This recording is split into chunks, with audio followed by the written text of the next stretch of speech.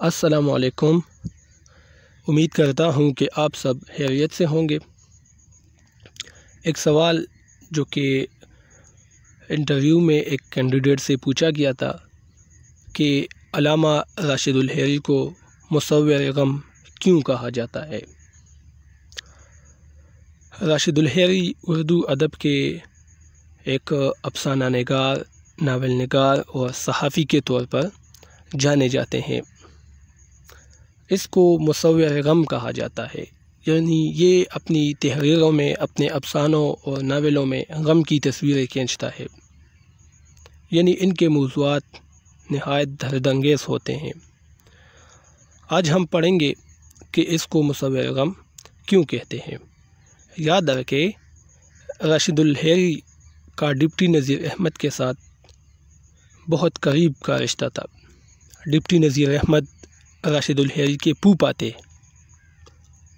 آپ سب جانتے ہیں کہ ڈپٹی نذیر احمد ایک ناول نگار ہیں، اور پھر اصلاحی ناول نگار ہم اس کو کہتے ہیں۔ انہوں نے ڈپٹی نذیر احمد نے ہمیشہ عورتوں کی تعلیم و تربیت اور اصلاح کے لیے آواز اٹھائی ہے۔ آپ مرات العروس ناول پڑھیں یا بنات النعش یا ایامہ پڑھیں تو اس میں عورتوں کی اصلاح اور معاشرے کی قبیح رسوم پر ہی انہوں نے قلم اٹھائی ہے۔ چونکہ راشد الحیری کا بھی آپ کے ساتھ رشتہ ہے، ڈپٹی نذیر احمد ان کے پھوپھا ہے، لہٰذا راشد الحیری بھی ان کے اثرات سے نہ بچ سکے، اور انہوں نے بھی اپنے ناولوں، اپنے افسانوں میں اور اپنے کالموں میں عورت ہی کی اصلاح پر قلم اٹھائی ہے، عورت ہی کے ساتھ ہونے والی ظلم و بربریت پر انہوں نے قلم اٹھایا ہے۔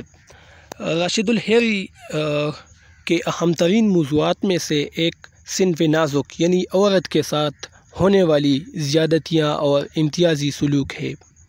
انہوں نے مرد کی اجارہ داری کی بنا پر تشکیل پانے والے معاشرے میں عورت کے ساتھ ہونے والی ناانصافیوں کو بطور خاص ہدف بحث بنایا ہے، یعنی انہوں نے اپنے ناولوں میں، اپنے افسانوں میں عورت کے ساتھ ہونے والی ظلم، اس کے ساتھ جو ناانصافی ہوتی ہے، اس پر انہوں نے قلم اٹھایا ہے۔ چنانچہ شوہر کی دوسری شادی پر پہلی بیوی کی قسم پرسی، ہمارے معاشرے میں ایسا ہوتا ہے، جب شوہر دوسرا شادی کرتا ہے تو پھر پہلی بیوی قسم پرسی کی زندگی گزارنے پر مجبور ہو جاتی ہے۔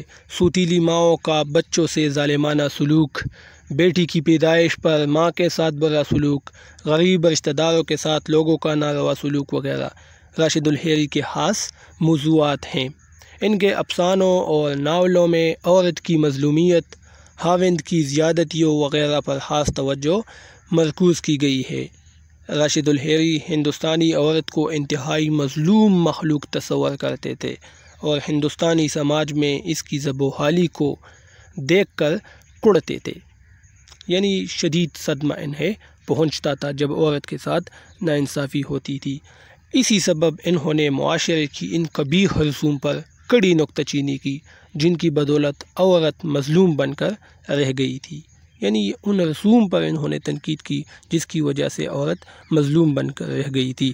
عورت کی بے کسی کو انہوں نے یوں مصور کیا کہ مصور غم کا لقب پایا۔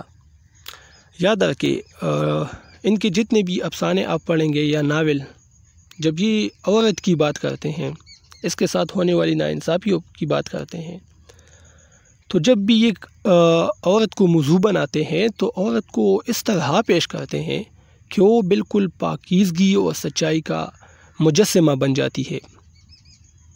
اسی لیے سہیل بخاری جو اردو ادب کے ایک بڑے ناقد اور جانے مانے محقق ہے، انہوں نے اس پر کافی تنقید کی ہے کہ راشد الحیری عورت کی بات کرتے ہیں تو وہ صرف عورت کے محاسن، اچائیوں کی بیان کرتے ہیں، جبکہ ان کے اندر جو معائب ہوتے ہیں، ظاہر ہے انسان کی فطرت ہے، چاہے وہ مرد ہو یا عورت، وہ اس سے غلطیاں سرزد ہوتی ہے، لیکن راشد الحیری کے ناول یا افسانے جب ہم پڑھتے ہیں تو ان میں عورت سے کوئی غلطی سرزد نہیں ہوتی، بلکہ وہ پاکیزگی اور سچائی کا مجسمہ ہوتی ہے۔ اس کے ساتھ ہونے والی ناانصافیوں کو مبالغے کے ساتھ وہ بیان کرتے ہیں۔ وہ عورتوں کے دکھ درد کی بات کرتے ہیں لیکن اس کے درماں نہیں بنتے، یعنی اس کا حل کیا ہوگا اس کے لیے انہوں نے کوئی ایسے وہ پیش نہیں کیے، تو اسی وجہ سے اس پر یہ تنقید بھی ہوتی ہے۔ تو امید ہے آپ لوگوں کو یہ لیکچر پسند آ چکا ہوگا۔ مختصر اگر ہم یہ کہیں کہ راشد الحیری کو مصور غم کیوں کہا جاتا ہے، تو اس کا جواب یہ ہے کہ انہوں نے اپنے تحریروں میں، افسانوں، ناولوں میں عورت کو اپنا موضوع بنایا ہے، اور عورت کے ظلم اور عورت کے ساتھ ہونے والی ناانصافیوں، ان کا استحصال، اس کو اس دردانگیز انداز میں وہ بیان کرتے ہیں کہ پڑھنے والے کی آنکھیں نم ہو جاتی ہے، اسی لیے اس کو مصور غم کہا جاتا ہے۔